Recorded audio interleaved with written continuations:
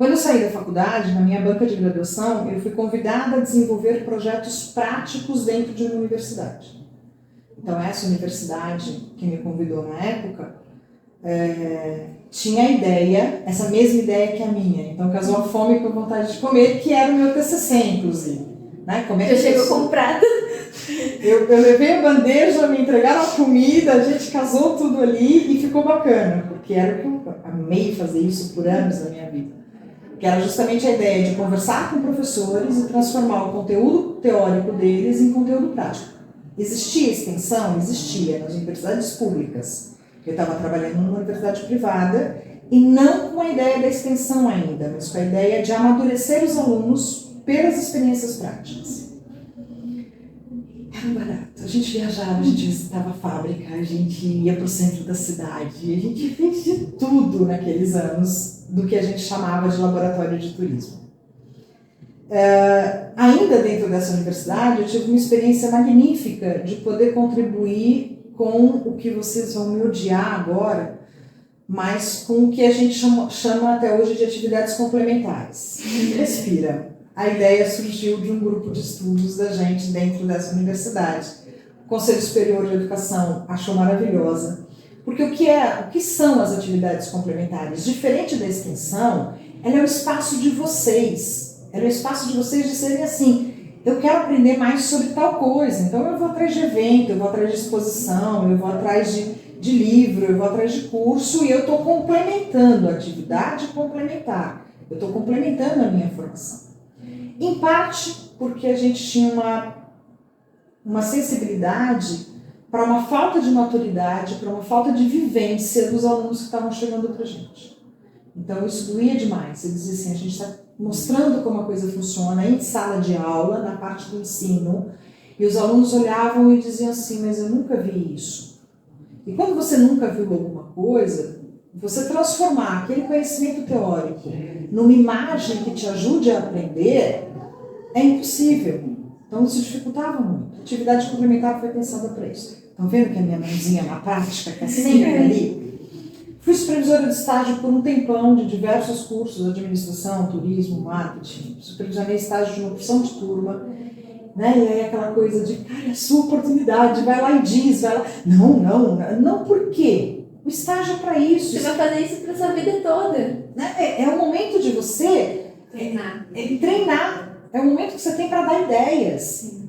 Mas e se eu for demitido? Eu falei, você não vai ser demitido, o seu contrato de estágio vai ser suspenso. É bem diferente de uma demissão. E está servindo de experiência também, porque senão acho que você não soube apresentar uma ideia, senão acho que você não soube fazer uma análise. Então essa minha proximidade com a prática sempre teve sempre esteve muito próxima. Essa minha proximidade próxima, ótimo, né? Esse meu gosto por transformar as coisas em práticas sempre foi muito grande. Quando eu li o projeto de extensão, que tramita muito antes de 2018, eu disse assim, yes! Agora todo mundo vai ser obrigado a fazer isso. Quer queira, quer não, goste ou não, todo mundo vai ser obrigado a fazer isso. Qual é a grande diferença? Quando você está numa universidade pública, o projeto de extensão tem condições, inclusive, de ser financiado, porque a universidade pública tem dinheiro para isso, ou, ao menos, recebe verbas que devem ser destinadas a isso.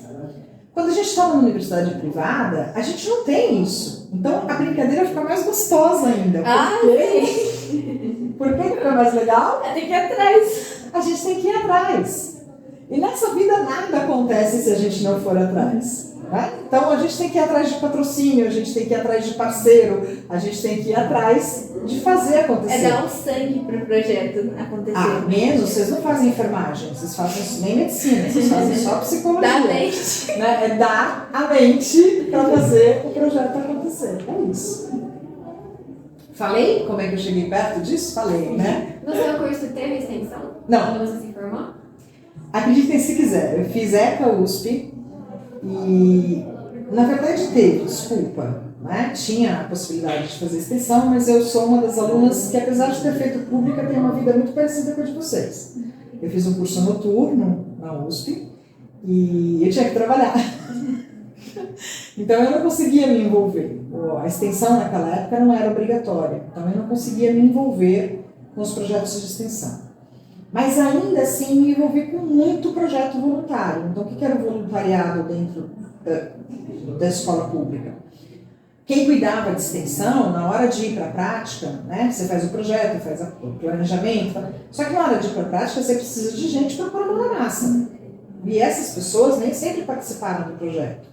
Não eram do grupo remunerado do projeto. Então eles convidavam, convocavam, e aí como grande parte dos projetos de extensão naquela época aconteciam de fim de semana, então a gente se voluntariava para estar ali junto com a turma, né? Para estar ali com a mão na massa. Você acha que fez diferença na sua formação? A minha jornada profissional junto com a minha formação fez uma diferença muito grande. Então, o que foi para mim um sofrimento durante a faculdade, porque eu dizia assim, ó Deus, ó céus, ó vida, porque só eu trabalho, todo mundo pode aproveitar tudo, e só eu que não posso aproveitar a faculdade como passear lá no campus. Não tinha isso, não tinha nem tempo para isso. Então eu sofri muito, não posso me enganar com isso, eu sofri muito com isso durante a faculdade. Mas eu fui a única aluna que saiu da faculdade convidada para trabalhar na banca de TCC. Então, valeu a pena. Por conta do alinhamento do teórico com o prático. Então eu trabalhei os 5 anos do meu curso e eu tinha uma facilidade muito grande de fazer as coisas por ter aprendido profissionalmente. Fiz, como disse, fiz muito voluntariado, então também tinha essa facilidade muito grande de ir atrás do social, de estar junto com as questões sociais. Então não foi comigo, não. Bom, para ir caminhando para um fim, e voltando numa fala sua sobre a questão do SG, que é um dos temas que a gente está trabalhando. Como o SG, ele se encaixa dentro da psicologia, para um profissional de psicologia? Na letrona S, né? Environment, Social and Governance. A letra S cuida do social. Se as empresas não tiverem olhos para o social, elas provavelmente vão estar fora do mercado de trabalho. Porque olhar para o social, e também no G de governança. Governança significa uma administração transparente, uma administração humanitária. Quem vai atuar nessa administração humanitária é um profissional de psicologia dentro dos recursos humanos, em parceria com o administrador, em parceria com o gestor de RH, em parceria até com advogados. Mas o psicólogo está ali no G também de governança, de gestão transparente. Mas o S é o social, gente. O S é o cuidado que não só as empresas privadas, mas as empresas públicas têm que ter com a sua comunidade interna, com a sua comunidade de entorno e com a sua comunidade de alcance. A interna são seus funcionários. E para além dos funcionários, são suas famílias. Se uma empresa não consegue pensar nessas pessoas, ela não consegue sustentabilidade social. Se a gente pensar no social, no entorno dessa empresa, ela tem que ter um certo cuidado com o local onde ela está sediada. Ela está num parque industrial, eu não preciso me preocupar com isso. Poxa, no parque industrial existem centenas, às vezes milhares de outras pessoas. Eu vou preocupar só com as pessoas da minha empresa? Eu não vou preocupar. Aí entra o E, né, de environment, que é ambiental. Eu não vou preocupar que a minha empresa está poluindo o meu arredor, o meu macroambiente. Então, o psicólogo vai estar atuando.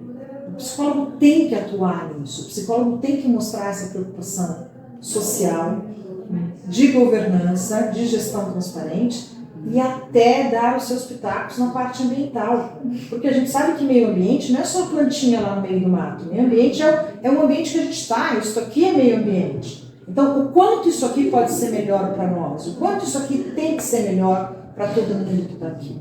Vocês têm um campo de trabalho gigantesco e belíssimo. A psicologia aprende muito. Muito, demais. Né?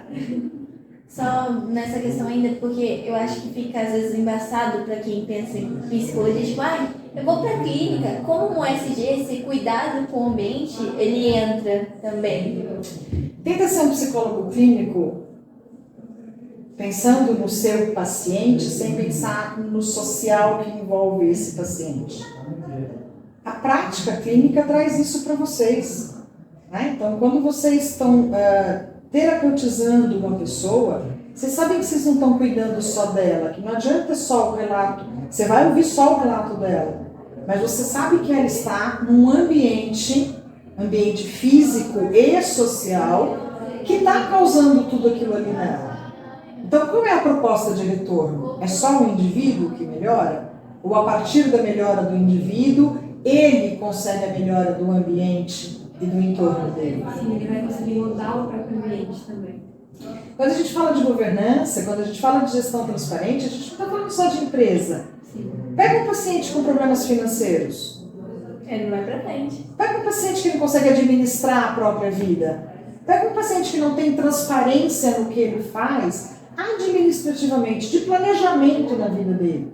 Financeiro, sonhos, desejos, né? Futuras conquistas, administração de conquistas passadas. Isso é administração pessoal. Isso é gestão transparente pessoal. E tem gente que não para pensar nisso.